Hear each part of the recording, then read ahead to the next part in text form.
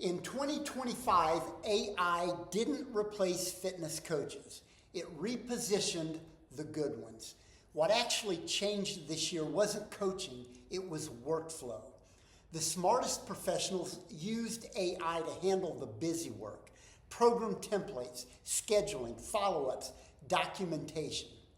Less admin, more time coaching humans. But here's the part people don't talk about. Bad coaching got exposed faster. Generic programs plus AI just meant people burned out sooner. Algorithms cannot assess readiness, pain, or real-life context. The most successful careers didn't sell workouts anymore. They sold decision-making, education, accountability, and long-term thinking. AI handled the tools, coaches handled the judgment. Workflows didn't get faster, they got cleaner. Fewer platforms, clearer conversations, better outcomes.